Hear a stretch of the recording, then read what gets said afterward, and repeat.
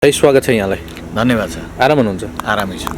विशेष गरी नेपाली कम्युनिस्ट पार्टीको बैठक संयुक्त बैठक पूर्ण बैठक भर्खरै सम्पन्न भएको छ।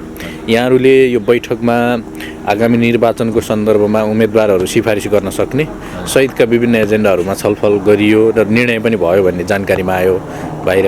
र बाहिरबाट हेर्दा पनि सरस्वती अब यो विशेष गरी आगामी निर्वाचन हुन लागिरहेको सन्दर्भमा बसेको बैठकलाई अरू पार्टीहरूले जस्तै नेपाली कङ्ग्रेस, राप्रपा लगायतले चाहिँ उम्मेदवारहरू सिफारिस गरिसकेको अवस्था छ र त्यसैको पेरिफेरीमा बसेको नेपाली कम्युनिस्ट पार्टीको बैठकलाई पनि निकै चासोका साथ हेरिएको छ बाहिरबाट। कसरी यो बैठकले के निर्णय गर्यो र के सन्दर्भमा छलफल भए। विशेष गरी नेपाली कम्युनिस्ट पार्टी त भर्खरै बनेको पार्टी भन्दा पनि फेरि फरक नपर्ला। यो चासोका साथ हेरिएको बैठकलाई कसरी सम्पन्न गर्नुभयो पूर्ण रूपमा बताइदिनुहोस् न। धन्यवाद छ तपाईँलाई। अब नेपाली कम्युनिस्ट पार्टी रामेछापको जिल्ला समितिको बैठक आज सम्पन्न भएको छ। जिल्लाको बैठकमा विहङ्गम छलफल भएको छ। आगामी निर्वाचन माघ 11 को राष्ट्रिय सभा र फागुन 21 को प्रतिनिधि सभाको निर्वाचनसँग सम्बन्धित उम्मेदवारहरूको सूची तयार गर्ने सिलसिला चलिराखेको छ। बैठक सम्पन्न भएको छ। बैठकले केही हैन उम्मेदवारहरूको बारेमा सल्लाह सुझाव रचनात्मक सुझावहरू दिएका छन् र त्यो रचनात्मक सुझावलाई दृष्टिगत गरेर राष्ट्रिय सभातर्फ, प्रतिनिधि सभातर्फ र प्रतिनिधि सभाको समानुपातिक सूचीतर्फ चाहिँ हाम्रो सूची बनाउने कार्य भइराखेको छ र चाहिँ कार्यदलले चाहिँ एउटा ढङ्गले छलफल गरेर त्यसको निष्कर्षमा पुर्याउने र चाहिँ अनि प्रेषित गरिदिने भनेर भनिएको छ। हजुर। सुझाव आयो हजुर बैठकबाट। हजुर। त्यो सुझावलाई टेकेर कार्यदलको बैठक कार्यदल बन्यो भनौँ न यसरी। होइन, कार्यदल त अलरेडी बनेकै छ हाम्रो। हजुर। नेपाली नेपाली कम्युनिस्ट पार्टीको यतिखेर कार्यदलले नै काम गरिराखेको छ। समग्र जिल्लाको सङ्गठनात्मक कामहरू कार्यक्रमहरूको बारेमा हैन। हजुर। त्यो कार्यदलले नै काम गरिराखेको छ र चाहिँ बैठक सम्पन्न पश्चात बस्ने कार्यदलले त्यो सूची टुङ्गाएर पठाउने भनेर भनिएको छ। अहिले कार्यदलको बैठक जारी नै देखियो। अब यस्तो अवस्थामा विशेष गरी नेपाल कम्युनिस्ट पार्टी माओवादी केन्द्र त्यति बेलाको ठुलो अहिले बनेका पार्टीहरूको नेतृत्व गरिरहेको पार्टी पनि नेपाल कम्युनिस्ट पार्टी माओवादी केन्द्र सहितको यो संयुक्त एउटा पार्टीले विशेष गरी अहिले कसले चाहिँ नेतृत्व गर्ने हैन।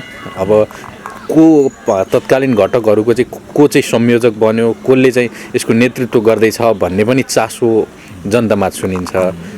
रामेछापमा चाहिँ विशेष गरी यो नेपाली कम्युनिस्ट पार्टीमा आबद्ध कतिवटा दल देखिए विगतका हैन। त्यो पनि एउटा चाहिँ अब विभिन्न केन्द्रमा हेर्ने भनेदेखि 18 दलभन्दा पनि बढी भइसक्यो भन्ने पनि कुरा सुनिँदैछ। र अब हाम्रो रामेछापको सन्दर्भमा चाहिँ नेपाली कम्युनिस्ट पार्टीमा कतिवटा पार्टी अहिलेसम्म समाहित एक भए भनौँ। रामेछापमा 7 वटा पार्टी र समूहहरूको एकता पश्चात नेपाली कम्युनिस्ट पार्टी रामेछाप एक बनेको छ। त्यसो भएको हुनाले अब तपाईँले भन्नुभएको जस्तो चाहिँ नेतृत्व कसले गर्ने भन्दा नेतृत्व अहिले कार्यदलले गर्ने भनेर भनिएको छ कि कार्यदल बनिएको छ। कार्यदलले समग्र विषयवस्तुहरूको छलफल त्यहाँ हुन्छ, निर्णय हुन्छ, निष्कर्ष हुन्छ, कार्यक्रम बन्छ हैन। यसमा कुनै संयोजक होइन। त्यसमा चाहिँ के हो त भन्दाखेरि चाहिँ फेरि त्यो हाम्रो कार्यविधिले के भन्छ भने अध्यक्षता कसले गर्ने भन्ने सम्बन्धको कुरा छ हैन। त्यो कार्यविधिले प्रश्न गरिसकेपछि नेतृत्वको प्रश्न तपाईँले जो भनिराख्नु भएको छ संयोजक, सहसंयोजक अथवा अरू के बन्ने भन्ने विषय त्यो केन्द्रबाटै टुङ्गिँदै आएपछि यो टुङ्गिन्छ, टुङ्गो लाग्छ। यसमा कुनै विवाद पनि हुने कुरा पनि होइन। यो कुनै यसो होला कि त्यसो होला कि भन्ने छैन। हाम्रो चिन्ता भनेको के हो भने अहिले नेपाली कम्युनिस्ट पार्टीलाई अन्य प्रतिस्पर्धी पार्टीहरूभन्दा उन्नत, सुसङ्गठित र अझ सङ्गठनात्मक रूपले एउटा गतिशीलता प्रदान गर्ने ढङ्गबाट चाहिँ अगाडि बढाउने हाम्रो चाहना र ध्येय छ। तद अनुरूप नै चाहिँ कार्यक्रमहरू लन्च भएका छन् र छलफलहरू पनि चलिराखेका छन्, अगाडि बढिरहेका छन्। अब यही सन्दर्भमा कुरा गरिरहँदाखेरि तपाईँले भने जस्तो हिजो जो ठुला दल भनिएका नेपाली कङ्ग्रेस र नेकपा एमाले पछिको तेस्रो शक्ति नेकपा माओवादी केन्द्र नै हो र अहिले पनि तपाईँहरू जुन यो रामेछापमा पनि 7 दल मिलेर एउटा सिङ्गो नेपाली कम्युनिस्ट पार्टी बनिसक्दाखेरि चाहिँ यहाँहरूले कसरी आकलन गर्नुभएको छ? अब आगामी निर्वाचन पनि नजिकिँदै सन्दर्भ दिनदिनै होइन नयाँ पार्टीहरू पनि खुलिरहेको, नयाँ पार्टीहरू एक बनिरहेको, बन्न लागिरहेको यो विशेष राजनीतिक माहौल कता जाँदैछ भन्ने मान्छेले विश्लेषणै गर्न नसकिरहेको अवस्थामा रामेछापमा पनि नेपाली कम्युनिस्ट पार्टी चाहिँ बनिरहेको छ। तपाईँहरू सङ्गठन आगामी निर्वाचनमा होमिँदै हुनुहुन्छ। यस्तो अवस्थामा चाहिँ यी 7 दल मिलेर बनेको एउटा ठुलो पार्टीलाई कुन रूपमा जनतामा जाँदैछ?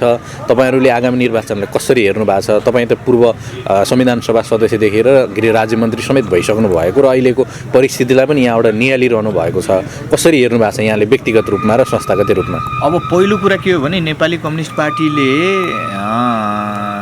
संविधान र लोकतन्त्रको रक्षाको लागि अहिलेको व्यवस्थालाई सुदृढ गर्ने हिसाबले सबैभन्दा पहिला भदौको 23 र 24 गतेको जेएनजी मुभमेन्ट भइसकेपछि सबैभन्दा पहिला केन्द्रीय समितिको बैठक अपिल गरेर आह्वान गरेर निर्णय गरेर जनताको बिचमा चाहिँ आफ्नो धारणा प्रष्ट पार्ने पार्टीको रूपमा नेपाली कम्युनिस्ट पार्टी नै हो। हजुर होइन, अन्य राजनीतिक दलहरू त्यतिखेर कहाँ थिए, कसरी बस्थे, के धारणा आउँथ्यो भन्ने कुरा मैले त्यतातिर म जान चाहिनँ। पत्रकार साथीहरू सबैलाई थाहै भएको विषय हो। त्यसो भएको हुनाले अब अर्को कुरा के हो भने हामी निर्वाचनमा जाने भनेर हाम्रो पार्टीले आधिकारिक धारणा केन्द्रीय समितिले नै निर्णय गरिसकिसकेपछि अब कसरी हुन्छ, जान्छ जाँदैन भन्ने कुराको दुविधा हामीमा छैन। होइन, सबैभन्दा पहिला अरू पार्टीमा दुविधा थियो र त्यो दुविधालाई चाहिँ प्रष्ट पार्ने काम चाहिँ नेपाली कम्युनिस्ट पार्टीले नै गरेको हो।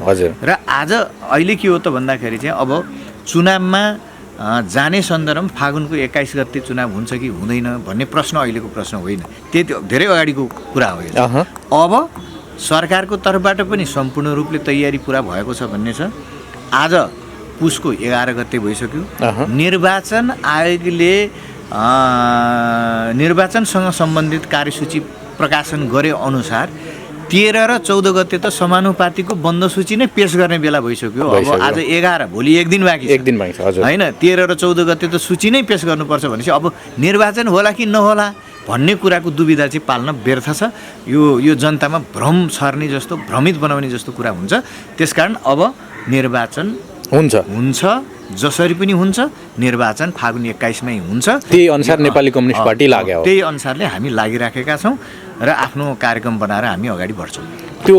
त्यहीमा मैले जोडेको अब यो ठुलो दल बनेको हिसाबले सबै पार्टीहरूलाई मिलाएर एक बनेको पार्टीले चाहिँ निर्वाचनमा तपाईँहरू चाहिँ आगामी निर्वाचनलाई अलिकति यो साना दलहरू नयाँ नयाँ खोलिरहेको अवस्थामा अब सुन्नु न, अब लोकतन्त्रमा सबै पार्टीहरूको बिचमा प्रतिस्पर्धा हुन्छ। निर्वाचन भनेकै त्यही हो, लोकतन्त्रको सुन्दर पक्ष भनेकै त्यही हो नि त, होइन? त्यसो भएको हुनाले सम्पूर्ण राजनीतिक दलहरू यसमा भाग लिनुहुन्छ। जो नेकपा एमाले पनि के हो त भन्दाखेरि चाहिँ अब यो चुनावमा होइन संसद पुनर्स्थापना भनेर उहाँहरूले त्यो निर्णय गर्नुभएको छ। तर के हो भने बन्द सूची त पर्सिको दिन 13 गते त बुझाउनु पर्ने भइसक्यो, 13 र 14 भित्रै भनेपछि अब के हो भन्नुहुन्छ भने यसमा कुनै दुविधा पाल्नु पर्दैन। अब निर्वाचन हुँदैन भन्ने शक्तिहरू पनि निर्वाचनमा आउँछन्। अब विशेष गरी रामेछापले चाहिँ आज उम्मेदवार जो हामी पनि सांसद बन्नको लागि समानुपातिक या प्रत्यक्ष तर्फबाट चाहिँ आकाङ्क्षी छौँ, म चाहिँ त्यसको नेतृत्व गर्न सक्छु भनेर नेपाली कम्युनिस्ट पार्टीमा आबद्ध जो नेताहरूले उम्मेदवार दर्ता गर्नुभएको छ उहाँहरूको नाम चाहिँ कहिलेसम्म केन्द्र पठाउने र त्यसलाई निर्णय गराउने? केन्द्रमा आजै पठाइन्छ। अहिले कार्यदलले बैठक बसेर नाम सूचीहरू चाहिँ सबै निष्कर्षमा निर्णयमा पुर्याउँछ र चाहिँ प्रेषित गर्छ। त्यसपछि तपाईँहरूलाई जानकारी भइहाल्छ। हस्, थ्याङ्क यू, धन्यवाद।